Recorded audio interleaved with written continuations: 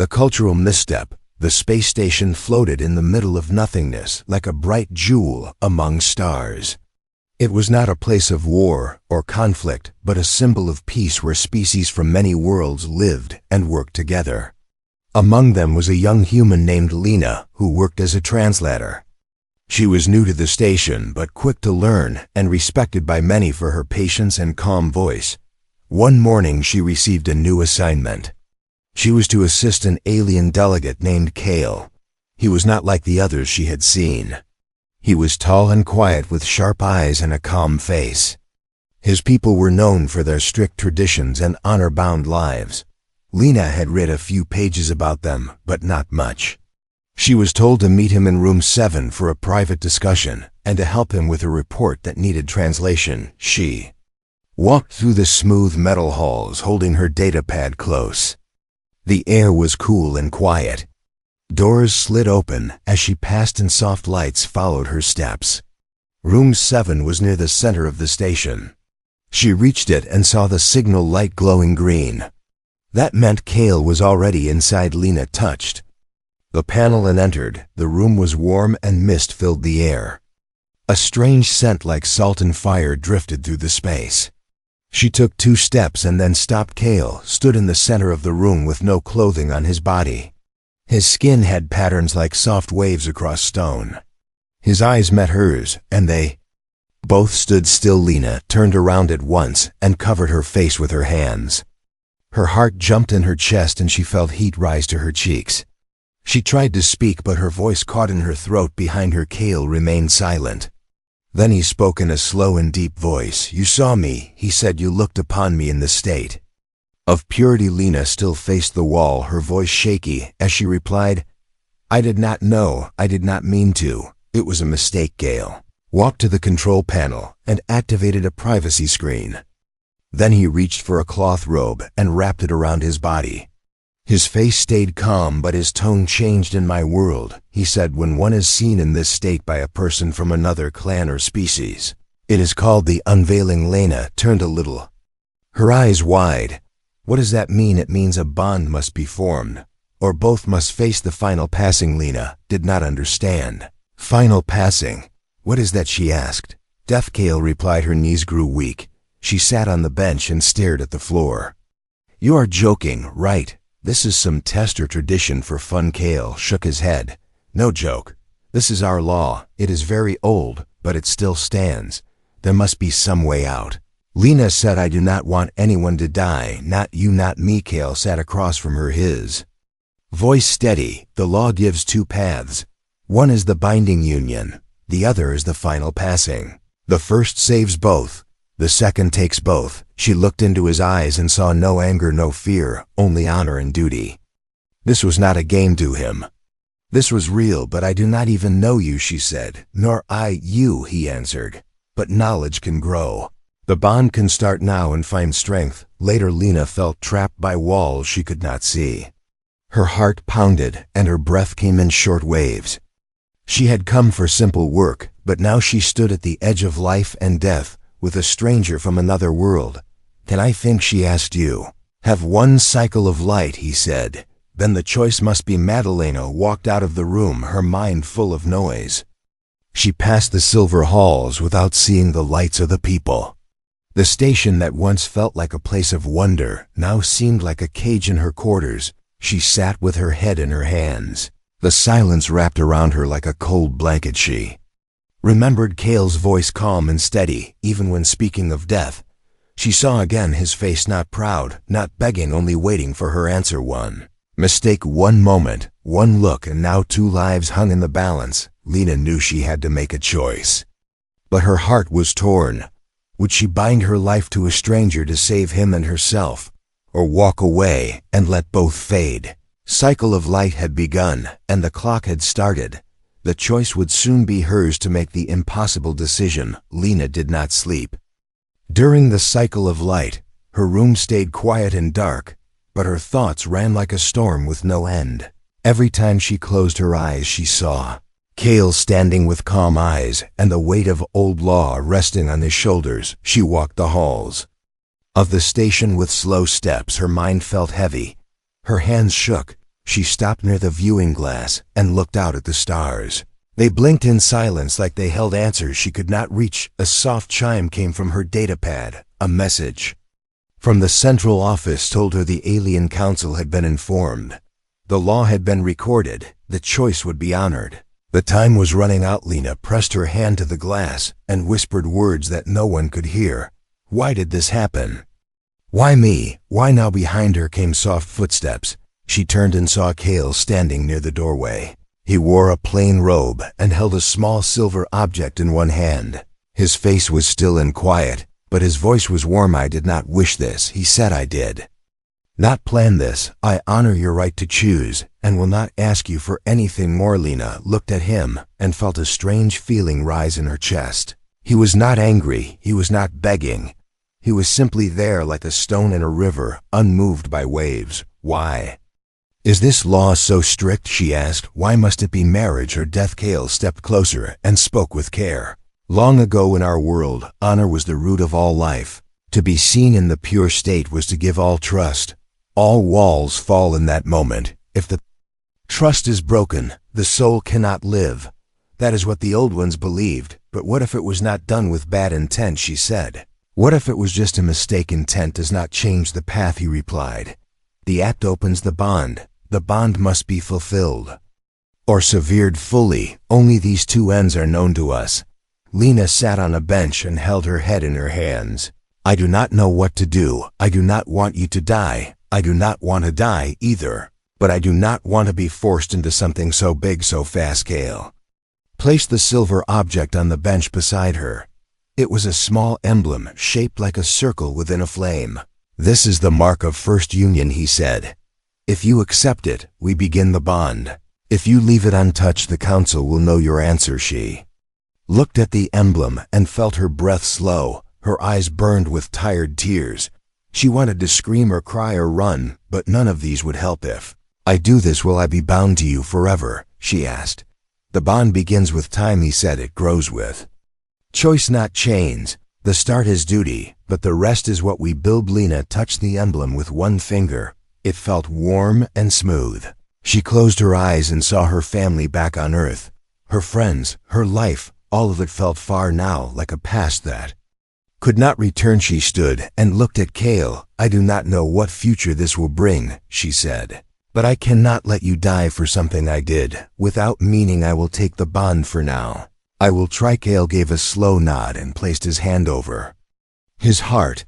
Then we begin the first step, he said. The council was called again. This time a group of elders from Cale's species stood in a circle around Lena and Cale. Each wore robes with deep colors and symbols that glowed in soft light. The first union begins, said one elder with a voice like stone. Let the witnesses observe. Let the truth be known. Cale held out his hand. Lena placed hers in his. Their fingers touched, and the emblem between them lit with red fire. A low hum filled the room. Bond mark formed on their palms, not a chain but a thread like a soft line of light. The witnesses bowed and gave the sign of respect. The first step is taken, said the elder. Now the days of truth shall begin. After the ceremony, Lena and Cale walked back to the quiet room where it all began.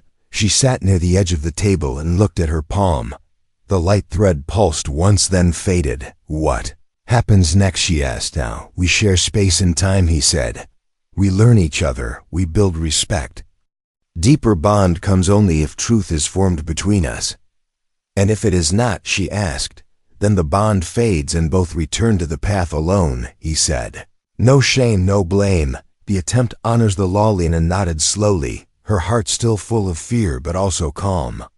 A door had opened, and she had stepped through. It was not love, it was not passion, it was not fate. It was choice. A hard choice. A living choice. And for now that was enough. The bonding begins. The days that followed moved slow but full of change. Lena and Cale were now part of a bonding program set by the Alien Council. They had to share time, space, and tasks to learn from each other and prove their willingness to follow the path. Their first task was a shared meal prepared by both of them. Cale brought grains from his world, mixed with herbs that glowed in dim light. Lena added human bread and sweet fruit from the hydroponic gardens. They sat across from each other on soft mats in a quiet room filled with warm light. Kale took the first bite and gave a short, respectful nod. Lena copied him, unsure how to read his reaction, but wanting to match his calm. "Your food is soft," he said, with a thoughtful tone, "but it carries strong memory taste. It brings feelings of warmth." Lena smiled a little. "That is what we call comfort food," she said. "It reminds us of home and safety." Kale took another bite and nodded again. "Then this is a good way to begin." After the meal they walked in the shared garden on the upper level of the station. The air was rich with plant scents and quiet sounds of moving water. Kale paused often to study human flowers, while Lena asked about the stones he placed near each one. "We honor plants with memory stones," he said. "Each stone holds a breath of thought. When the wind touches them, the memory returns." Lena touched one of the stones and felt a small vibration like a silent hum. She closed her eyes and listened, though no words came, only a sense of calm and history. They spent time reading each other's stories. Kale gave her a scroll with symbols that glowed in faint red. Lena showed him a book with human poetry. The scroll spoke of battle, honor, family, and stars. The poems spoke of loss, love, wind, and longing. "You speak of feelings more than action," Kale said with wonder. "Yes," Lena replied. "Our words often hold what our hands cannot carry." The bond mark on their palms glowed again, that night, not with fire but with soft warmth, a sign of progress, a step forward. But peace did not last for long. A message came from a group within the Alien Council. Not all supported this bond. They called it false, a trick to avoid death. Some believed that Kale had broken a sacred law. Others thought humans were not fit for sacred unions. Lena read the message with shaking hands. She looked at Kale, who stood silent and strong as always. "They want to stop this," she said. "They want to end us before we have even started." Kale placed one hand over hers. "If we stop now, we prove them right. If we keep going, we show them truth." The next day, the program sent them to the bonding chamber, a place where pairs shared a ritual of thought and feeling, a test of open minds. The chamber was round with walls made of glass and light. They sat across from each other and placed their hands on a shared crystal between them. "Speak your first memory," said the voice from the chamber. Lena spoke of her childhood, a rainy day, a soft song, her mother's arms holding her close, the scent of warm tea. Kale spoke of standing before his clan for the first time, holding a blade made by his father, speaking words of vow under the twin suns. The crystal glowed brighter, their memories now held within its center. Suddenly, a sharp sound filled the room. The crystal flashed dark, and the lights flickered. A warning alarm rang, and the doors slammed shut. Kale moved fast, pulling Lena behind him. A burst of smoke came from the upper vent. Someone had tried to sabotage the ritual. Lena coughed and covered her face. Kale pushed against the door, but it would not open. "Stay behind me," he said. "I will not let harm touch you." He reached into his robe and pressed a small badge on his chest. A shield of light formed around them, blocking the smoke and fire. The security team arrived moments later, breaking the door with force and pulling them to safety. Later, in the medical bay, Lena looked at Kale, who had small burns on his arm. She held his hand with gentle fingers. "You saved me," she said with a soft voice. He looked at her and replied, "You are under my bond. I would give all to protect it." She felt something shift inside her, a feeling not born from fear or duty, a spark of something real. That night she sat alone in her room, staring at her hand. The bond mark pulsed with light, not strong but steady. Her heart felt the same. Maybe this bond was more than a law. Maybe it could be something true. Truths and trials. The station remained quiet after the attack, but silence did not mean safety. Guards were placed near the bonding chambers, and watchers now followed Kale and Lena wherever they went. Whispers moved through the halls. Some called them brave, others called them liars. Some said the bond was false and forced only, done to escape the law. Lena walked with Kale through the garden again, but now every step felt watched. The peace she once felt here had turned to tension. Even the wind that passed through the leaves seemed to carry voices she could not trust. "They truly believe we are pretending?" she asked, her voice low and tired. Some believe only what they wish to see, Kale replied. They do not see a bond. They see a threat to old ways. Then how do we change that, she asked. How do we prove what is true, Kale? Stopped near a blue flower glowing under the lamps. He touched the petals with slow fingers. Truth cannot be shouted, it must be shown. Council called them again, this time to the Hall of Final Witness, a place where decisions of great weight were made. The floor was made of white stone, and the walls showed images of past judgments. Some had ended with honor, some had ended with flames, Kale. And Lena stood in the center of the circle. Above them sat the High Tribunal, 5 elders from different worlds, 5 minds that held power over life and death. You have walked the path of bond, said the center elder. You have passed 3 steps: meal sharing, memory opening, and protection act. The bond mark has glowed each time, yet there remains doubt. Lena felt her heart beat loud in her chest.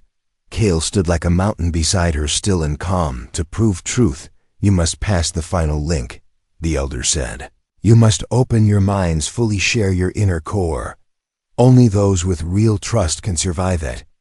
If your bond is false, the mind will break. If it is real, it will shine. A crystal chair was placed at the center. Lena sat first. Kale joined her. They held hands and placed their joined palms on the crystal base. Close your eyes, said the voice of the elders. Speak not with tongue but with heart. Let your thoughts flow as one. Lena breathed slow and steady. Her mind reached out. She felt warmth, then light, then a strange pulling, like her soul drifting into air.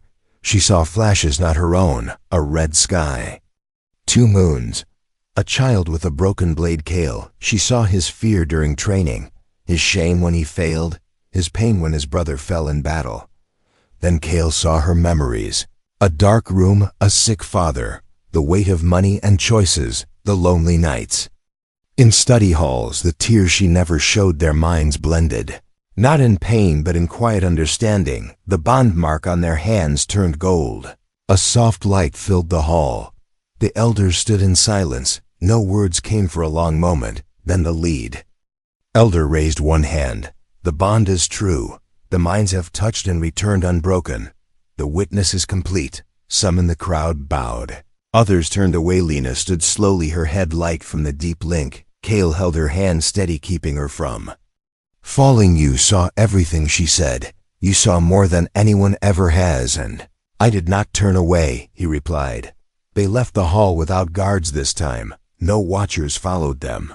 No whispers reached their ears. Back in their shared quarters, Lena sat on the soft bench and looked at the stars beyond the window. We passed, she said. It is done. We can go back to our lives. Kale sat beside her. We could, he said, or we could take the next step, not from fear, not from law, but from choice. Lena turned to him.